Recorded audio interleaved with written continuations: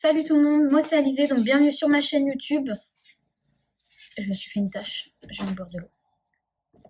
Donc bienvenue sur ma chaîne YouTube, donc je vous fais ma première vidéo donc sur les phénomènes paranormaux, je vous l'avais promis. Donc du coup je vous la tourne. Pardonnez-moi du décor, hein, c'est pas chez moi, je suis en famille, donc voilà, je suis désolée pour ça.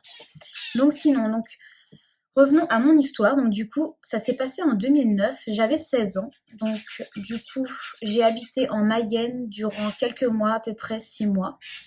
Donc avec ma maman et mon petit frère, on a commencé à y habiter, ça devait être en juin. Et donc voilà, on est resté à peu près 6 mois, hein, tout cassé. Donc voilà, donc on a vécu des choses étranges. On a eu des explications par la suite. Donc je vais quand même vous décrire la maison avant de vous parler de mon histoire. Donc vous rentrez, donc la porte d'entrée, vous allez tout droit, vous avez la cuisine, vous revenez sur vos pas, vous avez 2-3 marches, vous descendez, donc du coup, et vous avez le salon. Et donc du coup, il y avait un étage dans cette maison, donc à la porte d'entrée, elle est là. Vous avez direct l'escalier, comme ça, vous montez, il y avait encore des marches, hop, et le couloir. Donc là, vous êtes dans le couloir. Première porte, c'était ma chambre. Tout droit, c'était la chambre de mon petit frère. Par là, quelques petites marches. Vous avez la chambre de ma maman et un petit peu plus loin, la salle de bain. Donc voilà. Donc du coup, ça s'est passé, donc je pense, en septembre. Si je dis pas de bêtises, ouais, en septembre. Premier phénomène. Donc j'étais avec ma meilleure amie, on était dans la chambre, donc comme deux ados à 16 ans, on devait écouter la musique, je crois. Donc voilà, toutes les deux dans la maison. C'était en fin de soirée. On a décidé de se faire un cappuccino. Donc on était à fond, un cappuccino hyper sucré, 7 sucré tout. Donc voilà. Donc on décide de descendre les marches du coup et d'aller dans la cuisine. On fait notre truc, on papote, je sais plus. On met du temps, on a dû mettre 15 minutes dans la cuisine. Et là, du coup, on décide de remonter avec nos cappuccinos. On trouve du coup en fait mon frère il avait un gros tigre en peluche et il restait toujours dans sa chambre, donc voilà, il n'y avait pas de raison qu'il soit ailleurs. Et là on va pour remonter et on découvre le tigre dans les marches du coup, en long, donc on ne pouvait pas passer. Le tigre était dans les marches et là c'était la peur totale, on était pris de panique, on a pleuré, on s'est mis dans un état pas possible. On est sorti de la maison, on a appelé ma maman et tout, j'avais mon portable sur moi. Et ben, elle pouvait pas venir, je sais même pas où qu'elle était, mais elle pouvait pas venir en tout cas. Donc on a pris notre courage à deux mains, on est resté longtemps dehors, on a décidé de re-rentrer. J'ai enlevé le tigre moi-même et du coup on est remonté dans ma chambre, on s'est enfermé et tout, on n'était pas bien du tout. Donc voilà, c'est le premier phénomène étrange parce qu'il n'y avait pas de raison à ce que le tigre soit là, on n'était que deux. Elle n'a pas pu faire cette blague-là, moi non plus. Donc voilà, on était ensemble, c'était pas possible du coup qu'il y ait quelque chose, ou enfin quelqu'un qui ait fait ça du coup. Donc voilà, premier phénomène étrange. Désolée, j'ai soif, je bois. Je suis à moitié malade, j'ai mal à la gorge.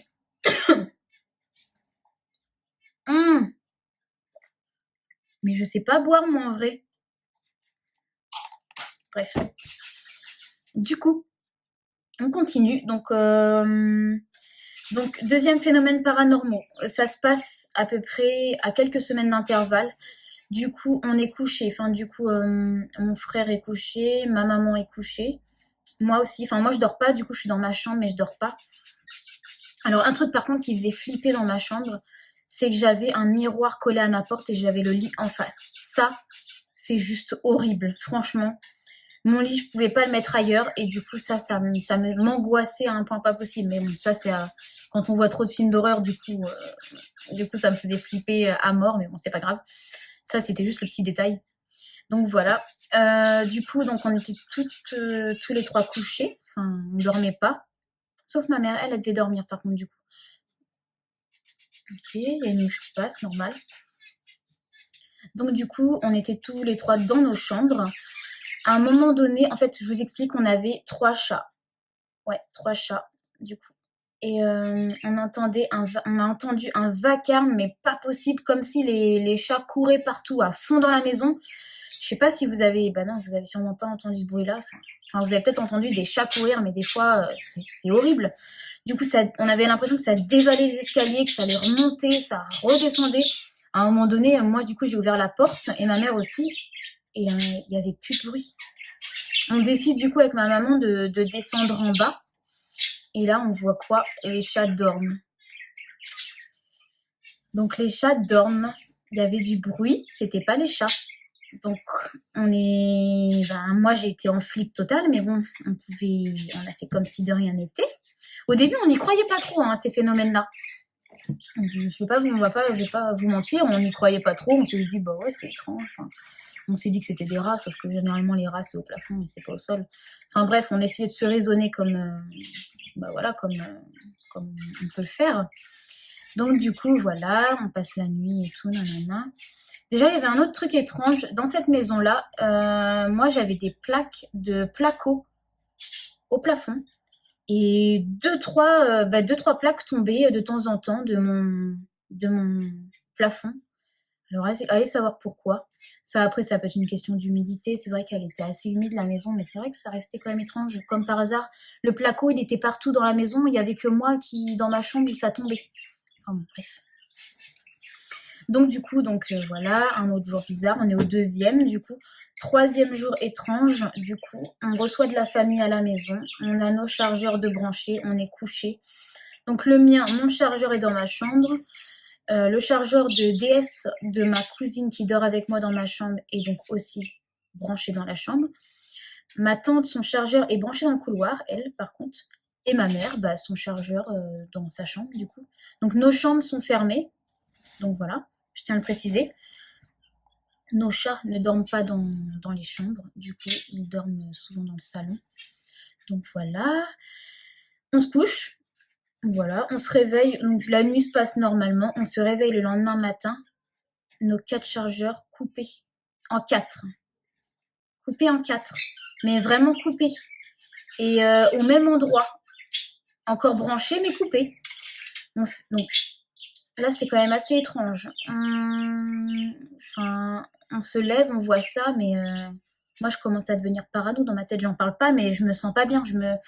Puis déjà, je me sentais pas bien dans cette maison-là. Quand j'allais surtout dans la salle de bain, je me sentais pas bien du tout. Je me sentais oppressée, mais j'étais pas bien. Donc là, quand même, c'est étrange. On commence à se dire, ouais, c'est bizarre, mais on en rigole, ouais, c'est bizarre, il y a des fantômes et tout. Qui c'est qui a fait ça? Qui c'est qui a fait la blague? On se regarde, mais il n'y a personne qui a fait ça, quoi. On aurait pu mettre ça sur le dos des chats. Oui, dans le couloir, ils auraient pu grignoter les câbles, mais de là à ce qu'ils soient les 4 coupés au même endroit, dans 2 chambres plus le couloir, ça fait quand même bizarre. Enfin bref, du coup, c'était le 3e jour. Là, par contre, donc il n'y en aura eu que 4 jours, parce qu'après, on a décidé de partir. Le dernier jour, du coup, il y a eu des trucs étranges. Donc moi, ces choses-là, je ne les ai pas vécues. Il n'y a que ma maman qui les a vécues. Donc je me permets de raconter à sa place. Donc plusieurs fois par nuit, ma mère du coup s'est levée en pleine nuit. Elle entendait un bébé pleurer. Donc moi j'ai pas vécu ça, mais vu comment elle me l'a raconté, j'en ai des frissons. Je sais pas si vous voyez, j'en ai des frissons. Mais ça doit être horrible à ressentir ça. Donc du coup la première nuit, elle a entendu un bébé pleurer, mais très fort, hurler comme elle me racontait. Elle est descendue du coup, elle m'a pas réveillée, elle est descendue, elle a été voir dehors en fait s'il n'y avait pas eu un accident parce qu'on ne sait jamais du coup. Et donc non, rien. Donc ça s'est passé, il y a eu plusieurs nuits comme ça et du coup on a décidé, là on s'est dit c'est pas possible, il y a un truc qui se passe ici, c'est pas possible. Donc du coup on décide d'abord d'appeler notre propriétaire, oui c'est ça, parce qu'on était locataire, notre propriétaire. Donc c'était des connaissances à ma maman. Donc on décide d'appeler, de parler de ce qu'on vit, donc de faire des trucs étranges qu'on a eu à la maison, de ce bébé qui arrêtait pas de pleurer la nuit et qui réveillait du coup ma maman. Et là au téléphone, le propriétaire nous avoue que oui, sa femme entendait un bébé pleurer toute la nuit et que du coup elle entendait ça depuis qu'elle était tombée enceinte. Pourtant ma maman elle n'était pas enceinte à ce moment-là. Et elle entendait ce bébé pleurer durant plusieurs nuits. Et donc voilà, donc c'était en fait, il n'y avait pas que nous qui entendions ça. Donc ce bébé-là, voilà. Ma maman était assez remontée parce que du coup, c'était des connaissances quand même. Et ils ont osé louer cette maison-là alors qu'il y avait des bruits étranges. Enfin bref, c'est une autre histoire. On décide du coup de se renseigner auprès du maire donc de ce village-là. C'était un ami à ma maman et il a fait des recherches, du coup ça a duré ouais, peut-être un mois quand même avant de recherches. Et il se fait que cette maison-là a été bâtie sur une ancienne tranchée de guerre, donc il y a eu beaucoup de morts, donc voilà.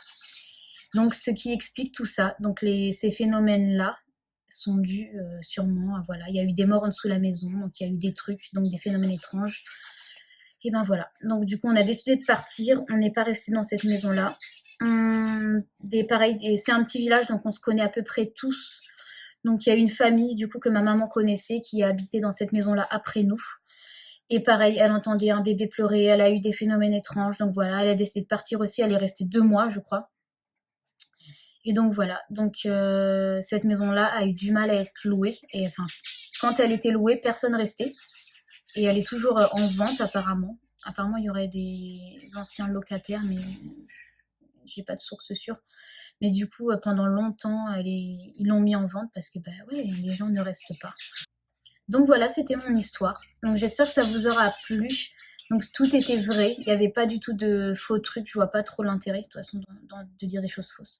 Donc voilà, à bientôt. N'hésitez pas à vous abonner et à liker.